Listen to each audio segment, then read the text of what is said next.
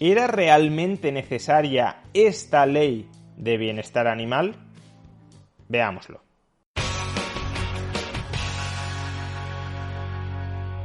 La Ley de Bienestar Animal, promovida por el gobierno de PSOE-Podemos y recientemente aprobada por el Parlamento, puede criticarse desde dos perspectivas.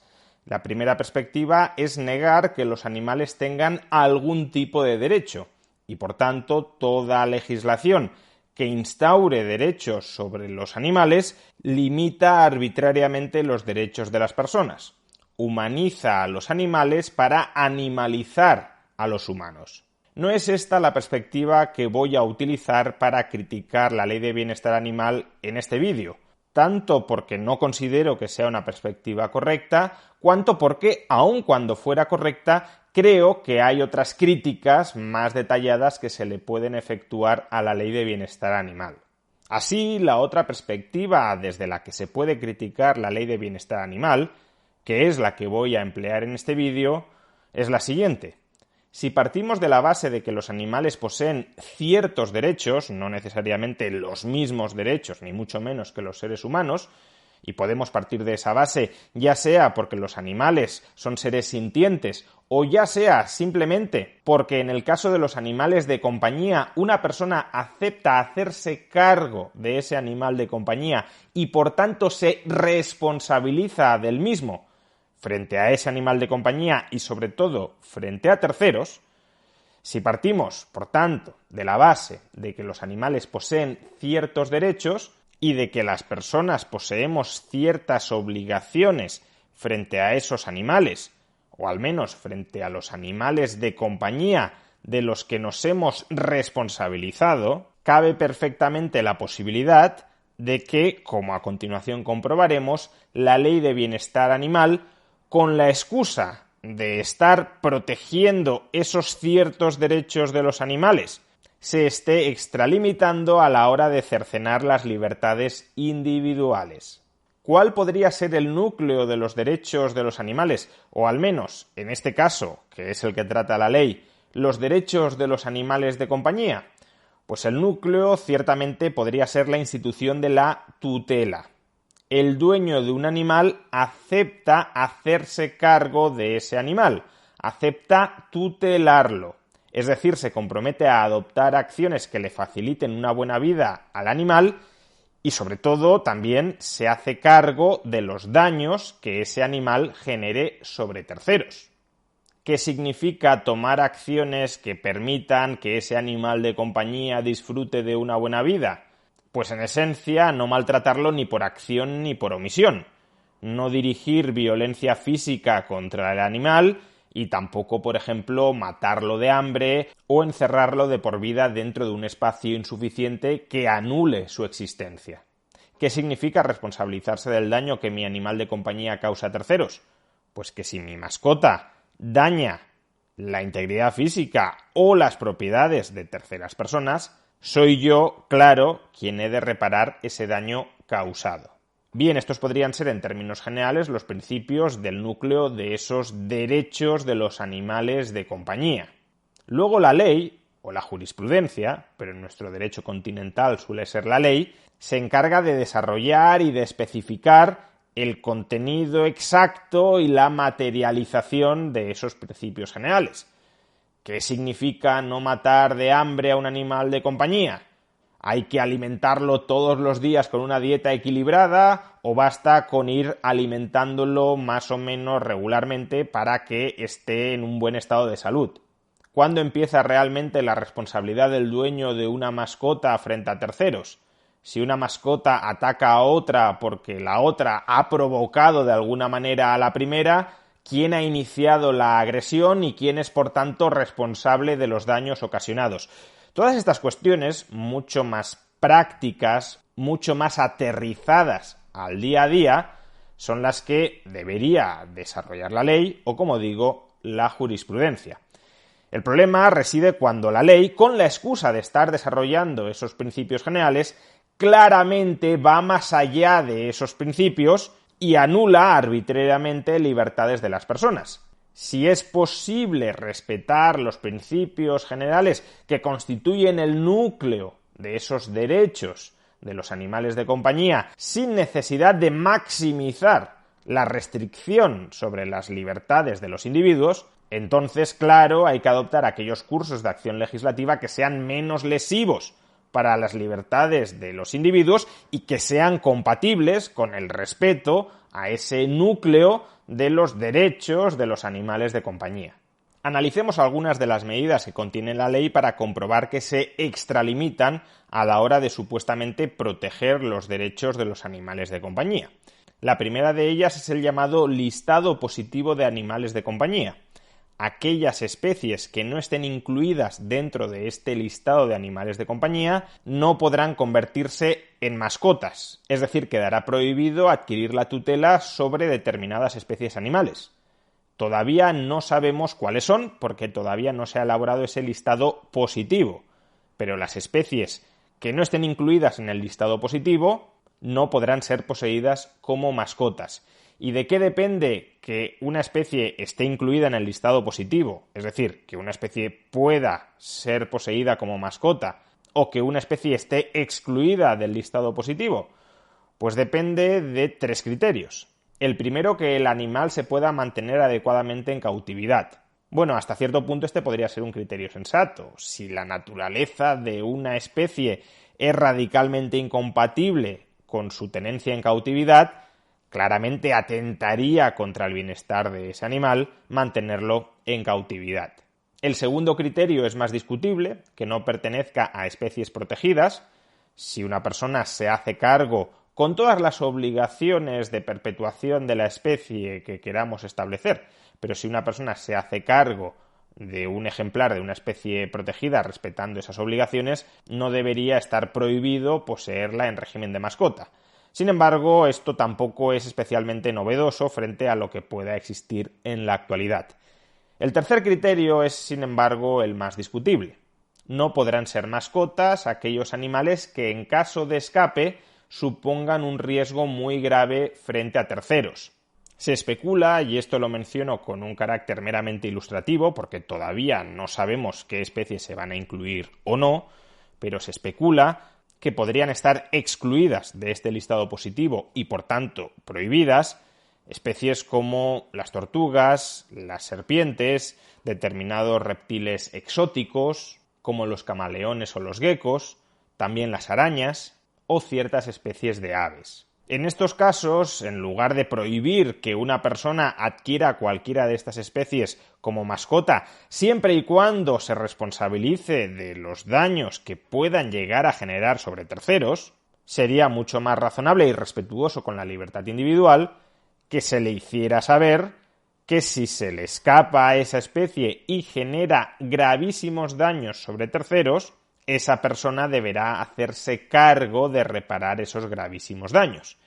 Incluso, como alternativa menos lesiva a la prohibición, la ley podría llegar a establecer la obligatoriedad de un seguro de responsabilidad civil para poseer determinadas especies animales que, en caso de escape, generen importantes daños sobre terceros, de tal manera que aquellas personas que no paguen ese seguro porque no quieran o no puedan convertirse en dueños de esas especies justamente porque no están en capacidad de responsabilizarse de los daños que potencialmente pueden ocasionar a terceros esas especies. Como vemos, en este punto hay alternativas menos políticamente arbitrarias y más respetuosas con la libertad de las personas que simplemente elaborar políticamente un listado de especies que pueden ser mascotas y de especies que no está permitido que devengan mascotas. Pero el legislador, claro, prefiere arrogarse potestades extraordinarias ya no sobre los animales, sino sobre las personas. Otra medida innecesariamente lesiva de la libertad de las personas, e incluso, diría yo, del bienestar animal, la prohibición de la cría por parte de particulares. De nuevo, si un particular quiere hacer criar a su mascota, incluso en atención al propio bienestar de la mascota, porque considere que parte del desarrollo de la vida de esa mascota consiste en que se reproduzca, si un particular quiere hacer criar a su mascota, claramente se tiene que responsabilizar del bienestar de las crías.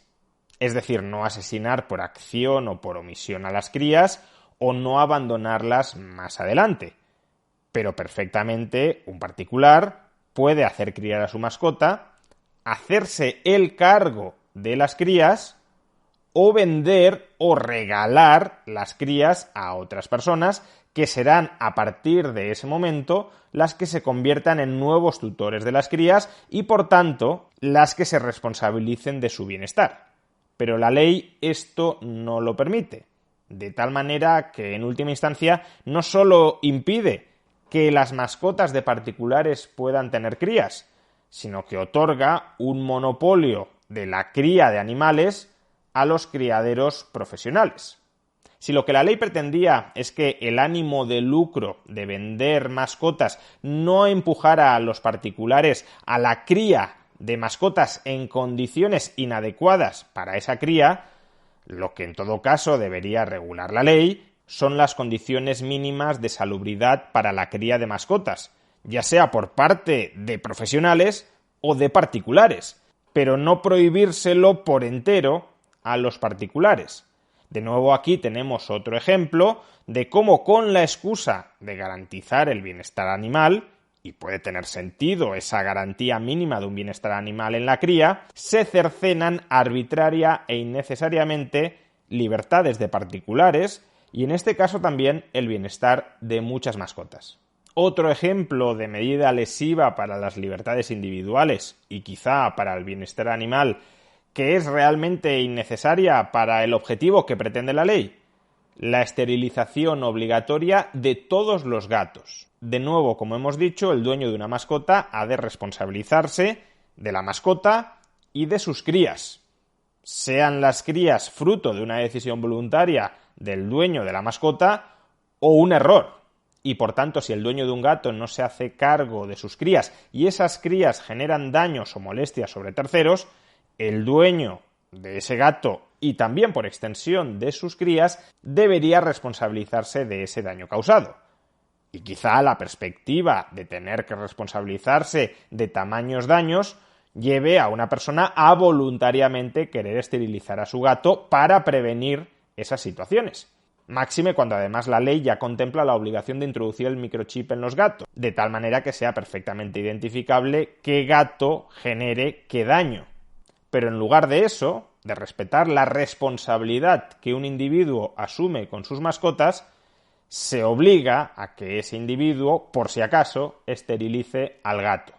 Y última de las medidas de esta ley que quiero analizar, sin que ello signifique que todas las demás no puedan ser objeto de crítica: contratación de un seguro obligatorio y realización de un cursillo obligatorio para ser dueño de un perro.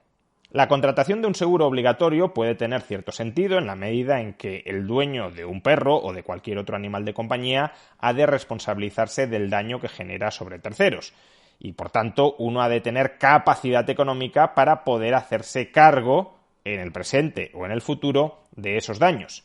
Sin embargo, lo ideal es que la ley contemple otras alternativas a la contratación de un seguro. Por ejemplo, si se acredita una suficiente capacidad económica de una persona para responder ante los previsibles daños que pudiera llegar a generar un perro, entonces si esa persona ya tiene capacidad económica propia, no hace falta que contrate adicionalmente un seguro. El seguro puede tener sentido para aquellas personas que no tengan recursos económicos suficientes para responder ante una muy importante indemnización y por tanto se condicione la tenencia de un perro con los riesgos que ello conlleva. También habría que ver qué clase de perro en cada caso, pero en todo caso con los riesgos que ello conlleva a la contratación de un seguro. Pero la obligación de contratarlo indiscriminadamente por parte de los dueños de todo perro, a las únicas a las que beneficia realmente es a las aseguradoras. Y el curso de formación obligatorio 3/4 de lo mismo. Al margen de que muy previsiblemente será un mero trámite administrativo y burocrático que únicamente servirá para nutrir de beneficios a las empresas encargadas de suministrar los formularios o el software informático desde el que realizar esos cursos, el enfoque debería ser más bien a posteriori. Si una persona acepta responsabilizarse de una mascota, del bienestar de una mascota, se le presupone responsabilidad para ello, y solo si se comprueba que no cuida adecuadamente a la mascota, solo entonces se le sancionará o se le retirará la tutela de la mascota. Pero si no existen cursos obligatorios para ser padre, y no creo que debieran existir, menos sentido tiene todavía que existan cursos obligatorios para ser dueño de un perro. Si socialmente presuponemos que las personas que quieran ser padres pueden ser buenos padres y solo comprobamos a posteriori si lo son o no lo son, y en caso de que no lo sean se les puede llegar a retirar la tutela sobre los hijos, pues ese mismo principio, con más razón, porque estamos hablando de un ser menos importante, moralmente menos importante que un niño, ese mismo principio debería prevalecer con los perros. En definitiva, que la ley pueda tener que regular o que desarrollar las obligaciones que el dueño de una mascota posee con respecto a su mascota y con respecto a terceros, no significa, o no debería significar, que la ley tiene carta blanca para cercenar las libertades de ese individuo con la excusa de proteger el bienestar de los animales. Si hay formas de proteger el bienestar animal y de proteger los derechos de reparación del daño de terceros que no lesionen las libertades individuales o que minimicen la lesión de las libertades individuales, claramente habría que adoptar esas medidas, y no aquellas que en cambio maximicen innecesariamente la restricción de las libertades individuales. Pero cuando al legislador le preocupa más cercenar la libertad individual que el bienestar animal, es decir, cuando realmente el objetivo de una ley es incrementar el intervencionismo del Estado sobre la vida privada de los individuos, acrecentar la soberanía del Estado sobre ámbitos en los que antes no le reconocíamos ningún tipo de soberanía al Estado, entonces caemos en abusos legislativos como este. No confundamos, como quieren confundir desde el gobierno, estar en contra de esta ley del bienestar animal con estar en contra del bienestar animal. Estar en contra de esta ley del bienestar animal solo es estar en contra del excesivo intervencionismo estatal en contra de las libertades individuales. Es decir, únicamente es estar en contra del bienestar del Estado liberticida.